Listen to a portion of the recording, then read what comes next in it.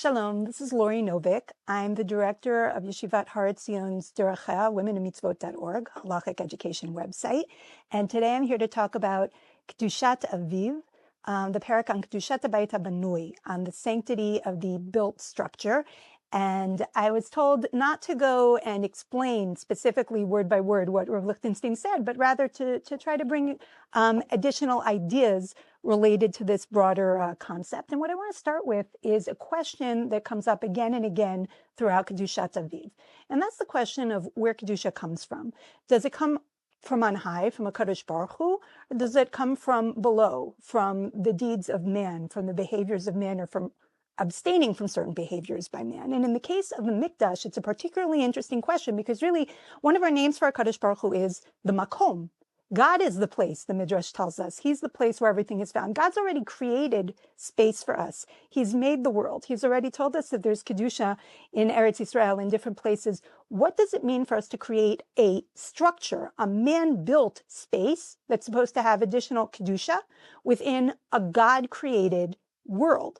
This is particularly interesting when it comes to the Mikdash as opposed to the Mishkan. The Mishkan is sort of a roving space of Kedusha. It's designed to travel. The Kedusha has to do with the structure itself, absolutely. In the case of the Mikdash, even though, of course, the building has its inherent sanctity, there's a sanctity that's being drawn from the fact that it's on HaBayit, that it's in the place Hamakom Asher Yivchar Hashem, the place that God has chosen. That's where the Kedusha of the space is ultimately coming from, even before we get to what's built. So to look at this question, I thought we'd discuss a din, a halacha that Rav Lichtenstein brings in this chapter, which is hakol bichtav, that everything was in writing. It has to do with the transmission of the structural plans and the plans for the kelim, the vessels of the Mikdash. And I thought we'd look at it in general. Then we'd look at it in terms of what kind of changes might be made after the structure is built. And then finally, we'd turn to a particular application that's relevant to my field of work for the yeshiva, women in mitzvot, which is how this all relates to the law of mechitza. So let's start by looking at the psukim in Parshas Truma. Hashem says, "V'asu li mikdash v'shachanti b'tocham." Make me a mikdash as a holy sacred space, and I will dwell within them. ככל אשר אני מראה אותך את תבנית המשכן ואת תבנית כל כליו וכן תעשו. Like everything that I will show you, the plan for the Mishkan and the plan for its vessels, so you will do. And here we have explicitly that Moshe Rabbeinu is being shown by Kadosh Baruch Hu the plan for how the Mishkan should look.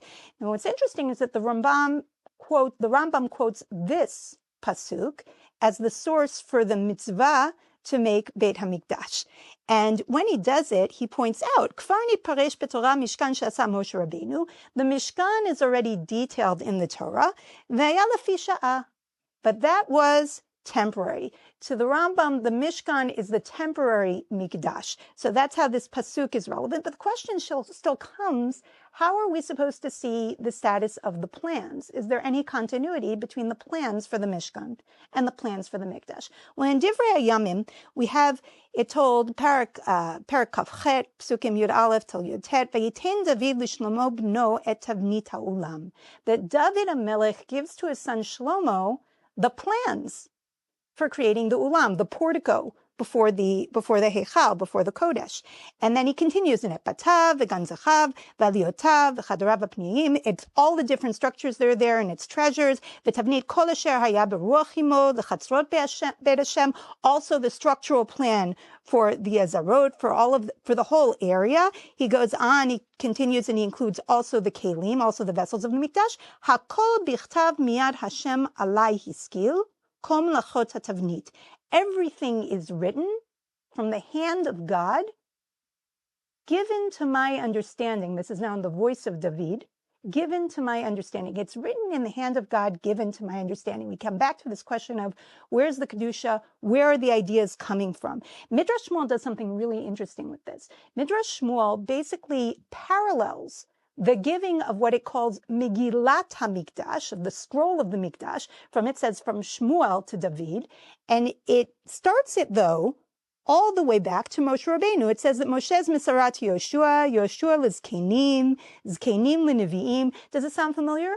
It's parallel to what we see in Pirkei Avot in the very beginning about the Mesira, the transmission of Torah Sheba'al Peh. Megillat HaMikdash is being treated here as a similar sort of oral tradition that's given consistently from generation to generation. And indeed, the Midrash Shmuel ends by citing our pasuk, Hakol Bichtav. Everything was in writing in the hand of God.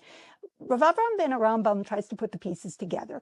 He suggests that what happened is that Moshe Rabbeinu is given a plan, not so much as the exact physical details of every element of the structure, but more a vision of a tzura ke'en dimyon. We know that Hashem gave him the details of the Mishkan, but what he's seeing when we talk about the tavnit, the plan, is he's seeing the overall structure, the overall shape in his prophetic imagination. And that perhaps leaves more room for human involvement in how things will look. Indeed, in the Yerushalmi and Megillah, it darshans out the pasuk of Hakol Bichtav. It says, Hakol Bichtav zo Masoret. Everything is written. That's the Masoret, the transmission we've talked about. Miyad Hashem zo Ruach HaKodesh. There's also Hashem informing through a sort of nevuah in every generation that needs it what has to be built. And then alai hiskil. It's given over to understanding, or as the Yerushalmi puts it, mikan shenitna lihidaresh. Okay, there's room for the leaders of that time, or the Navi of that time, to darshan out, to interpret what needs to be done to build the structure. The Chatam Sofer builds from there. He asks a really good question. He says, wait a minute, how can it be, even if we forget about the Mishkan for a minute, how can it be that we know that the Beit Rishon, the first Beit HaMikdash, and the Beit Sheni, and the second Beit HaMikdash, and the Beit Shlishi, which is going to be built, they're not all the same thing, not to mention what Hordus does, right? The Beit HaMikdash themselves are not completely consistent in their structure or in their measurement. How can that be if we have this idea that Hakol Bichtav Yad Hashem, that everything is coming ultimately in writing, as it were, from the hand of God? And what he wants to say is like this, that in the Gemara Masechet Shavuos, there's a drasha on that first pasuk we saw by Moshe Rabbeinu, and that drasha says that it's lidorot, that it's going to be for generations. And what the Chasam Sofer says is, chen tasu lidorot, so you will do for generations, is not the full drasha. The full drasha is, Kechol asher ani mar'eh otcha ken tasu lidorot. In accordance to everything I will show you is what I will do for the generations. In other words, God in each and every generation is going to adjust for what that generation's needs are. So to summarize so far what we've seen, overall, our approach to looking at the structure of the Mishkan and then the Mikdash really is that we have a transmission Ba'al Peh. We have an element of Ruach HaKodesh. We also have room for some element of darshaning out, of human interpretation. And what this means is that there's room for the structure of each Beit HaMikdash to be subtly different in accordance with the need of the particular time or the specific nevuah that is granted. Well, what about after the structure is built? Can there be changes made to the structure? The Rambam points out, when he talks about how it was built, Binyan shebana Shlomo kfar mefurash b'Melachim, the Beit HaMikdash that Shlomo made was already made explicit in Sefer Melachim. V'chein binyan atid lihibanot, af al pi shu katuv b'Yechezkel, eino mefurash umvuar. But when it comes to the building that we're going to build, the last Beit HaMikdash, that's not fully explained in Sefer Yechezkel. We have a lot, but not everything. And he says that Anshe Beit Sheni, Shebanu B'mei Ezra, Banu K'binyan Shlomo, U'me'en Dvarim Mefurashim Yechezkel. He says the people of Beit Sheni, they kind of did a mix, a combination of what was known from the time of Shlomo and what was going to be told in the time of Yechezkel. But what's interesting is that the Rambam also leaves room for not everything being just absolute in accordance to how that first structure is made. In his introduction to the Mishnah, to his parish on the Mishnah, he says that Masachet Midot ein inyanai ele sipur midat hamikdash v'tzurato hech binyano, that the fundamental concern of Masachet Midot is to tell us how the Mikdash is built, its measurements and its shape. That toelet bechach, and the practical use of this is that when it will be built, lishmor bo otat surah ve'oto hayachas. We're going to try to keep the overall same shape and the same yachas, the same proportions. Here, the Rambam seems to suggest that Hakol Bichtav still leaves room for each Beit HaMikdash to have a different set of exact measurements as long as certain proportions are maintained. But then in the Mishnah Torah, when he talks about how the Mikdash is made, we see that there is room for certain changes in certain elements of it. Mitzvah min hamuvchar lechazek et habinyan ulahagbiho kefi koach hatzibur. It's a mitzvah, he says, to actually make Beit HaMikdash as tall as it can be in accordance with the ability of the tzibur, of the community. And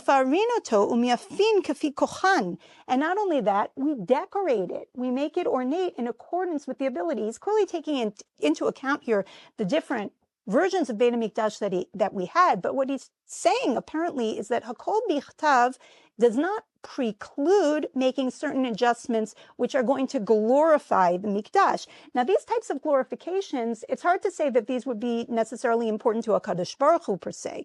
Hashem, even to the extent that Hashem is dwelling within the Mikdash, he already gave us the plans of what he needs. But for the Avodat Hashem, which for the Rambam is the key element of what's happening in the Mikdash, the Avodat Hashem in the Mikdash, there's also an element of how things affect us and how we behave that contributes to the overall sense of Kedusha. And here the Rambam is saying that there's a certain degree of room to enhance what's in Mikdash. I'm not going to get into here something that's discussed much more in detail by Rav Lichtenstein, which is the question of, well, can we extend certain areas of the Mikdash? The Azara we can, but the Heichal, it seems that we can't. In the Yerushalmi, though, there's room to do it. The question being, or the nafkamina being, that if we can actually expand certain areas of the Mikdash, that would indicate a more active role that we have in creating the Kedusha. The Rosh, by the way, rules this out. He says that we can adjust for height, in keeping with the pasuk in Chagai, that Gadol yeh akvod HaBayit hazeh acharon min harishon, that the honor of the Bayit Shlishi is going to be greater than the prior honor of Beit HaMikdash, and therefore we can continue to adjust the height high, similar to the spirit of the Rambam, though a different source. But he also adds that we can't start adjusting, once we've built it, we can't start adjusting the size of different areas of the Mikdash or the Kodesh because they have different sanctity. I should also just add as a parenthetical that the Rambam doesn't seem to focus on the law of Hakol Bichtav, even though it comes up a few different times in the Gemara as a limit on what we can do to change the Mikdash. So far we've seen that we have this plan coming from HaKadosh Baruch Hu, but there's adjustments with the generations, and there's also room lidaresh, for us to be darshaning, or for the Navi or the leader in charge to darshan what's needed. Second, we saw that there's an idea that even once the structure is built, and there's an understanding that the different structures can have, as long as they preserve their proportions, shifts in how they're built, there still might be adjustments we can make to glorify it, whether it's raising it or whether it's decorating it. The last point I want to bring up is something that comes up in the Gemara. It's one of the cases in which the Gemara raises the question of whether Hakol Bichtav allows us to make adjustments to the Beis HaMikdash. And it's relevant here because it's talking about the question of Simchat Beit HaShoeva and women being included in Simchat Beit HaShoeva in the times of the Mikdash. The Gemara tells us that there was a tikkun gadol that was made, that they would make an adjustment to the Mikdash, which was the building of a three-sided balcony in the Ezras Nashim of Beis HaMikdash to allow both the women and the men to attend the Simchat Beit HaShoeva. Originally, they tried it differently. They tried having them in different spaces, and it didn't work, whether the women were inside or the men were inside and the women outside. Either way, they found that they came to a situation of kalut rosh. Therefore, they came to the resolution that they needed to create this balcony. And the Gemara says, how could they have done this? The haktiv, for behold, it's written, Hakol bichtav miyad Hashem alai eskil. We have this rule of Hakol bichtav. And the answer given in the Gemara by Rav is, Kra eshkechu v'darush. They found a pasuk, they found a verse, and they darshaned it out. The verse is a kind of interesting verse from Sefer Zechariah that talks about men and women being separate at a time of mourning. It's not clear if the mourning is for the Yetzer Hara or if the mourning is for Mashiach ben Yosef, but either way, there's a sort of kal v'chomer being drawn that if men and women had to be separated in this particular time of mourning, so much more so in the time of great simcha, of Simchat Beit HaShoeva. But what's really interesting is to try to understand how this pasuk winds up meaning that we could make an adjustment to the structure of Beit HaMikdash, one that's not for decoration or glorifying it, but actually a structural change. And there are three answers given. They're very nicely laid out in Machon HaMikdash's Sharei Heichal. The first is the Meiri. The Meiri says, well, this adjustment was made, it was arai. It was not a permanent adjustment made to the structure, it was temporary. And because it was temporary, and we have a verse that supports that it's an important reason to prevent kalut rosh, therefore it was permissible. A second reason is given by the Marsha. The Marsha suggests, well, this isn't an inyan of avoda. This isn't a matter of avoda. He seems to suggest that the scope of a kol bichtav is talking about structural matters pertaining to how the avoda in Beit HaMikdash is done itself, and not to other reasons why one might make a structural change. Because this structural change is for something else in his perspective, i.e., avoiding kalut rosh, or what he calls erva.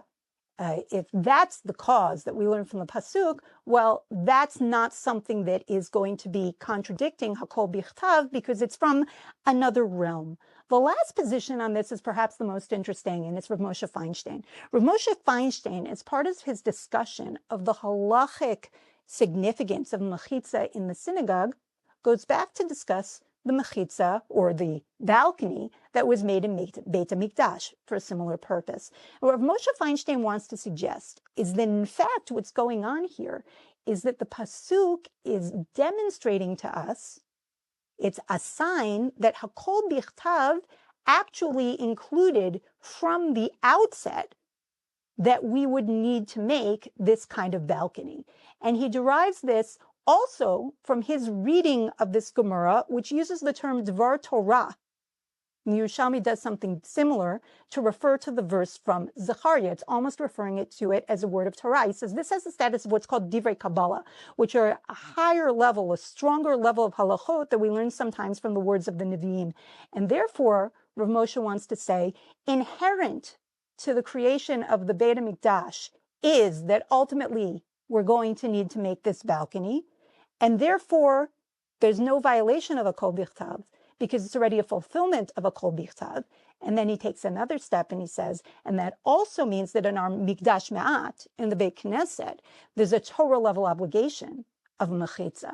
Now, of course, not everyone agrees with this. Rav Soloveitchik, for example, maintained that separation between men and women in the synagogue was obligatory on a Torah level, but he also maintained that the mechitza itself structurally was only obligatory rabbinically as a literal siyag l'Torah, a literal fence around the Torah.